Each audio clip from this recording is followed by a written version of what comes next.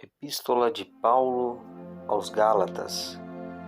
Prefácio e saudação. Capítulo 1. Paulo, apóstolo, não da parte dos homens, nem por homem algum, mas por Jesus Cristo e por Deus Pai, que o ressuscitou dos mortos.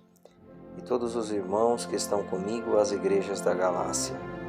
Graça e paz da parte de Deus Pai e da de nosso Senhor Jesus Cristo, o qual cedeu a si mesmo por nossos pecados, para nos livrar do presente século mau, segundo a vontade de Deus nosso Pai, ao qual glória para todo sempre. Amém. A inconstância dos Gálatas, Paulo vindica a autoridade divina do seu apostolado e da sua doutrina. Maravilho-me de que tão depressa passasseis daquele que vos chamou à graça de Cristo para outro evangelho, o qual não é outro, mas há alguns que vos inquietam e querem transtornar o evangelho de Cristo. Mas ainda que nós mesmos ou um anjo do céu vos anuncie outro evangelho além do que vos já tenho anunciado, seja anátema. Assim como já vos dissemos, agora de novo também vos digo: se alguém vos anunciar outro evangelho além do que já recebestes, seja anátema. Porque persuado eu agora a homens ou a Deus? Ou procuro agradar a homens?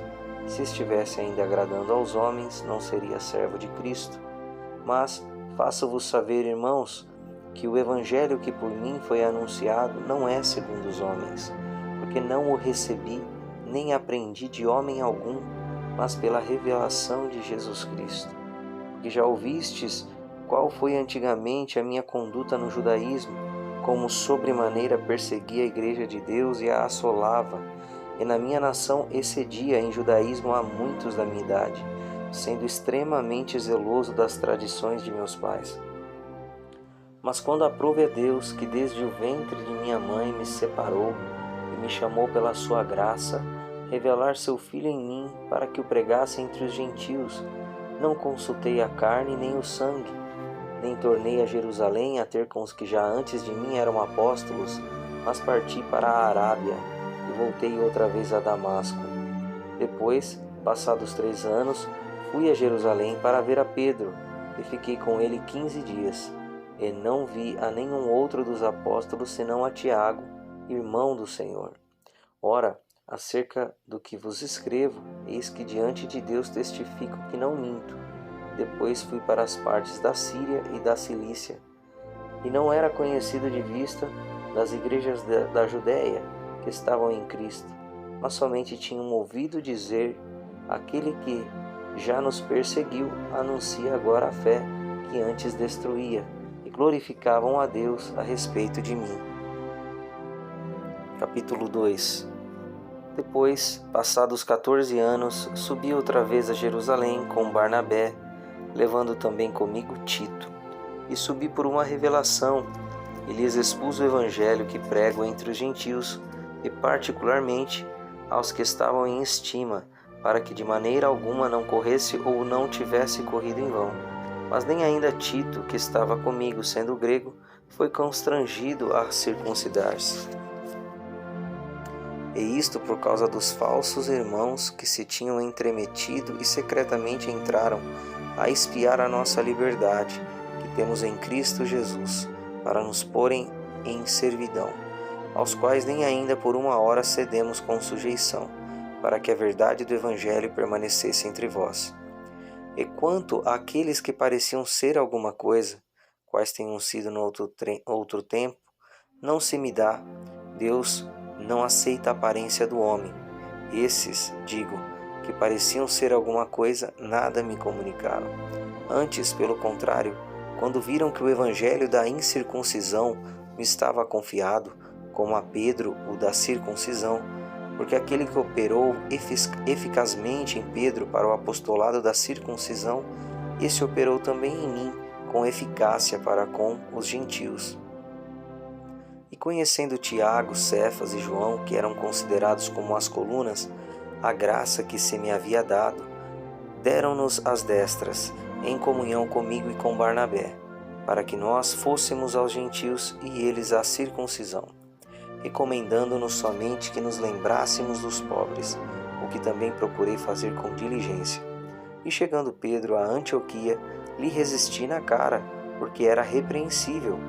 Porque antes que alguns tivessem chegado, da parte de Tiago, comia com os gentios, mas depois que chegaram, se foi retirando e se apartou deles, temendo os que eram da circuncisão.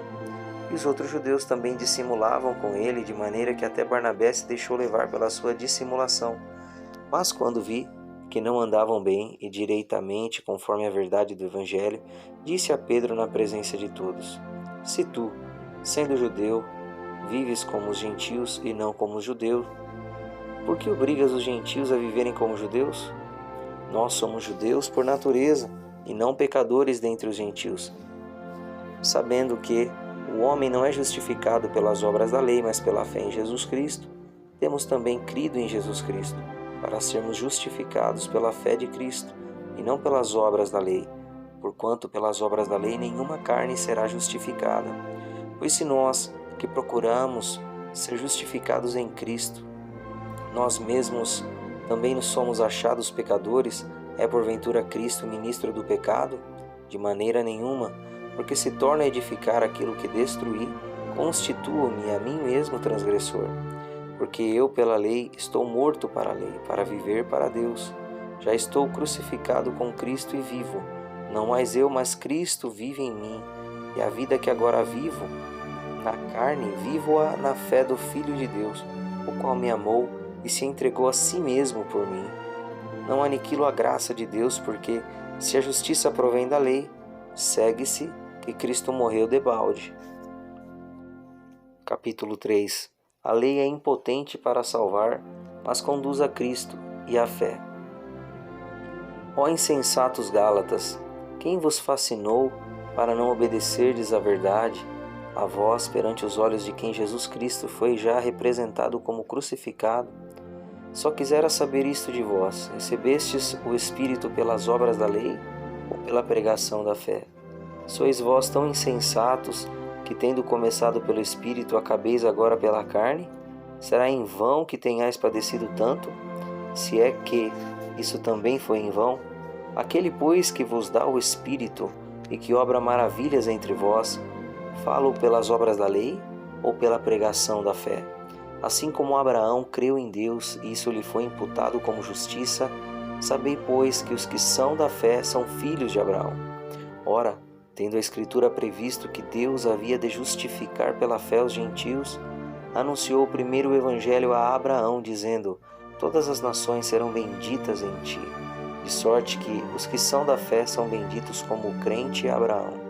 Todos aqueles, pois, que são das obras da lei estão debaixo da maldição, porque está escrito: Maldito todo aquele que não permanecer em todas as coisas que estão escritas no livro da lei para fazê-las.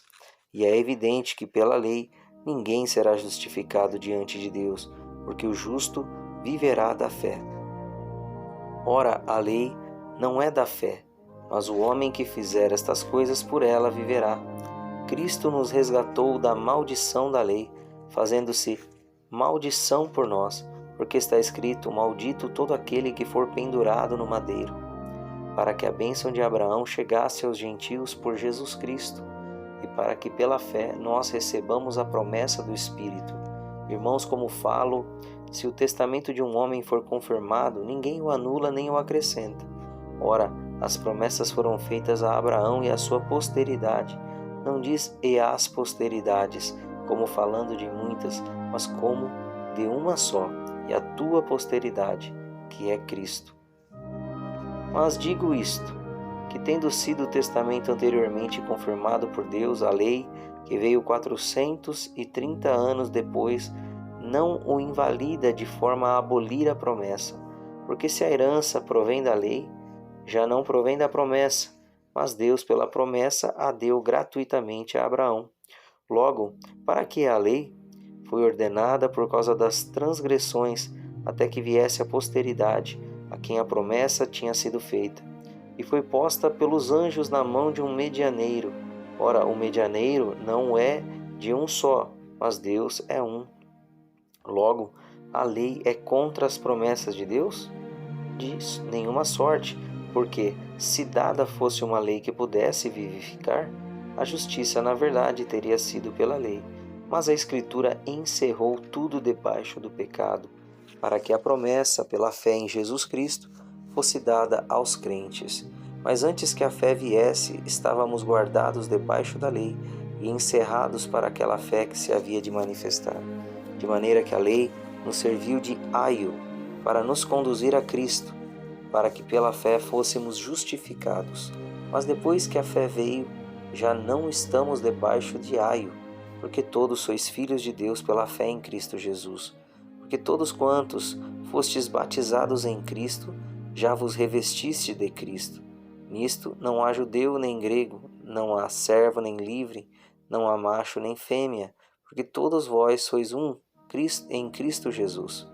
E se sois de Cristo, então sois descendência de Abraão e herdeiros conforme a promessa. Capítulo 4. O Evangelho isenta-nos da lei. Digo, pois, que todo o tempo que o herdeiro é menino, em nada difere do servo, ainda que seja senhor de tudo, mas está debaixo de tutores e curadores até o tempo determinado pelo Pai. Assim também nós, quando éramos meninos, estávamos reduzidos à servidão debaixo dos primeiros rudimentos do mundo. Mas, vindo a plenitude dos tempos, Deus enviou seu Filho, nascido de mulher, nascido sob a lei, para remir os que estavam debaixo da lei, a fim de recebermos a adoção de filhos. E porque sois filhos, Deus enviou aos nossos corações o Espírito de seu Filho que clama, Abba, Pai. Assim que já não és mais servo, mas filho, e se és filho, és também herdeiro de Deus por Cristo. Mas quando não conhecíeis a Deus, servíeis aos que por natureza não são deuses. Mas agora, conhecendo a Deus, ou antes sendo conhecidos de Deus, como tornais outra vez a esses rudimentos fracos e pobres, aos quais de novo quereis servir? Guardais dias e meses e tempos e anos. Receio de vós que não haja trabalhado em vão para convosco. Irmãos, rogo-vos que sejais como eu, porque também eu sou como vós, nenhum mal me fizeste. E vós sabeis que primeiro vos anunciei o Evangelho estando em fraqueza da carne, e não rejeitastes, nem desprezastes isso que era uma tentação na minha carne, antes me recebestes como um anjo de Deus, como Jesus Cristo mesmo. Qual é, logo, a vossa bem-aventurança? Porque vos dou testemunho de que, se possível fora, arrancaríeis os vossos olhos e mos daríeis. Fiz-me acaso vosso inimigo, dizendo a verdade? Eles têm zelo por vós, não como convém, mas querem excluir-vos para que vós tenhais zelo por eles.